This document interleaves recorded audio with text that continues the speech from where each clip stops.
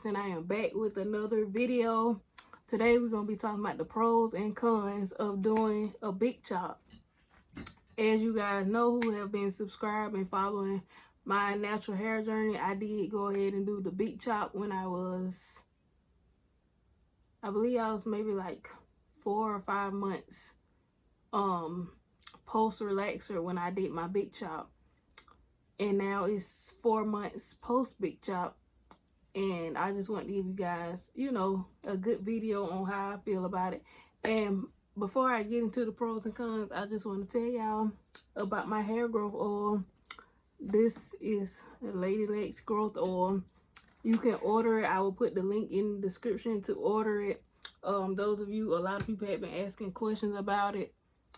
So, yeah, because y'all was curious about how I grew my hair so fast in my natural hair growth journey, which it isn't the length that I want it to be at yet, but has been growing really well. And this is the oil that I've been using, my own oil, and you can purchase it in the description. The link will be in the description below. Okay, so we're gonna start out with the cons. I don't know why, we're gonna start out with the bad, good, and we're gonna end on a good note. So the first con was when I did the big chop, my hair was too short to do anything with, and due to the fact that my hair had always been at least, it always kind of like stayed around shoulder length. So, sometimes it'd get a little longer. It was never really much shorter than shoulder length. So when I did the big chop, I was happy because I had got rid of the relaxed hair. But also I was like, what am I going to do to my hair now? Because I like to wear braids and protective styles. I was like, what am I going to do now that I have cut all my hair off, because I can't do nothing. But it was long enough for me to do some box braids. So that's how it started off. I started wearing box braids, and I've been wearing protective styles almost the entire time of my natural hair journey. So yeah, but I was able to do box braids, thank God. But other than that, I was very confused on how I was gonna style my hair. I didn't have no clue how to style short natural hair, So yeah, that was the first con, because I was like, what am I gonna do? So I ended up wearing box braids for the first 3 months of after my big chop, because I didn't know what else to do to my hair. Con number 2, waiting on your hair to grow back. I feel like I waited on my hair to grow back, but at the same time, I had it in protective style, so I did see a lot of growth, and plus I was using my hair growth oil as well. So I feel like both played a big factor in my hair growing. But I feel like if I would have left my hair out and been trying to style it and do stuff with it when I had cut all of it off, I don't know, me personally, I guess it's just when you leave your hair alone and leave it in protective styles for a long period of time, it doesn't, you see a lot of growth at once, you know what I'm saying? So it's not like it takes I don't know how to explain it. It took it a while to grow, but you didn't notice how long it took because it had been in braids for a month or 2 months, so yeah, that's another thing, waiting on it to grow. I would suggest protective styles to pass the time by, especially if you're doing the big chop to grow your hair back. But now if you want to enjoy your TWA phase and you want to rock your hair out, do that. But if you don't, go ahead and get you a protective style.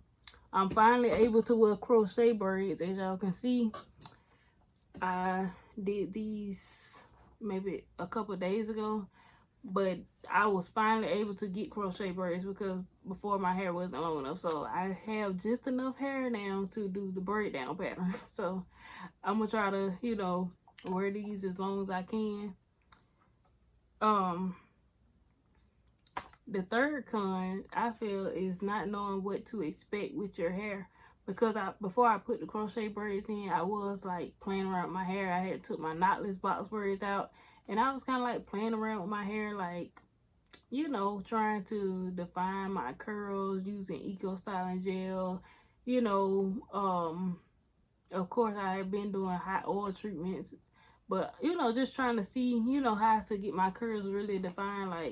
you never know what to expect. Like it's literally, I feel like, I don't care how experienced you say you are or how good, you say you are with your natural hair, like, it's always something that can happen that's unexpected. Like, you expect the style to come out good, but it doesn't, like, it's just, but, expect the unexpected when doing your natural hair. Don't be like, oh, because it worked on this person or because it worked the last time, because you might use the same product in the same method, and then the next time you try that hairstyle, it don't even work. Like,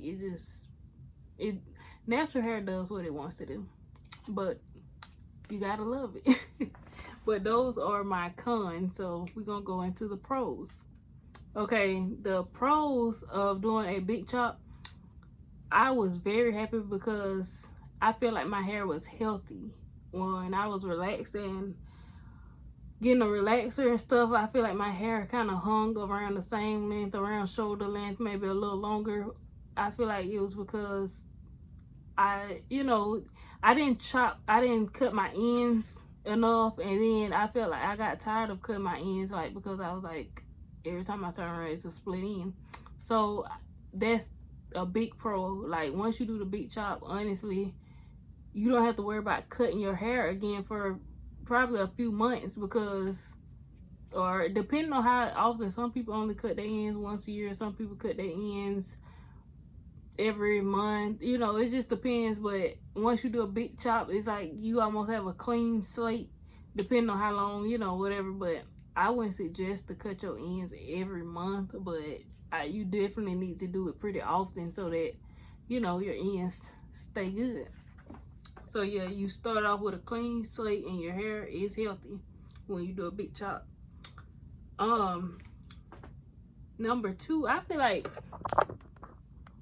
like my hair grew a little bit faster after I did the big chop. Like, I was transitioning, but I had already planned on doing a big chop, but I wasn't going to do a big chop till I was maybe like a year in. But I went ahead and did the big chop because I was like, what am I waiting for? So, but I feel like my hair grew faster when I was in the transitioning phase. I saw growth, but it wasn't a whole lot. But after I did the big chop, and like, if I compared the months when I was transitioning versus the months when after I did the big chop, I definitely, like, my hair probably grew like 2 times faster. I don't know why, but it just started growing really fast after I did the big chop. So yeah, if you've been transitioning for a while and you got a decent length of hair, I would suggest to go ahead and do it, because but I would definitely say wait until you got enough length to do something with it. Like, at least, a puff, maybe a ponytail, because I couldn't do nothing when I did my big chop. So that's why I ended up wearing braids for 3 months. But, it's your own choice. And another reason why I would highly suggest you do the big chop is because you don't have to be bothered with 2 different textures of hair. Like, that was so annoying. During my transitioning phase, was dealing with 2 different hair textures. I was like, oh my God, like, this is aggravating. You know what I'm saying? You dealing with your relaxed texture, which you're used to, because of course, like, I've been relaxed since I can't even remember. I was very young when I got my first relaxer, so that's all I knew how to do. And then I got this natural hair growing out of my scalp, and then the relaxed tail hanging on at the ends. It was a hot mess. And so yeah, like, I would suggest you do it so you don't have to be bothered with 2 different hair textures. And then, I feel like I see some people who are transitioning and they keep holding on to that relaxed hair at the ends, and it's starting to break it off by itself. Like, either you gonna cut it off or it's just gonna break off to the point where it's all gone anyway. And then if you let it break off, then it's gonna go up into your your natural hair and make it unhealthy. So you best just get them scissors and chop it, because if not, it's gonna affect your natural hair too. If you let, like, split ends go all the way up from your relaxed hair to your natural hair or anything like that, just go ahead and cut it off. But yes, that is my pros and cons of doing the big chop. Overall, I would definitely suggest you do the big chop, but I would say wait till your hair is a length to where you know what to do with. Like, if you never dealt with or had short hair before and you wouldn't know what to do with it, I would definitely suggest wait till your natural hair, I would say at least about 4 inches. Like you can get a ruler and you measure your your natural hair, how far it is out of your head. If it's at least about 3 or 4 inches, I think you'll be good to be able to style it and stuff. It's a decent length. But if it's shorter than that, like, it's not much you can do with it unless you just know how to do short hair. So yeah, that's all I got to say. Make sure you guys like, comment, subscribe, and get your Lady Lex growth oil. Yes, thank you. Make sure you join Lady Gang. Click the subscribe button. Bye.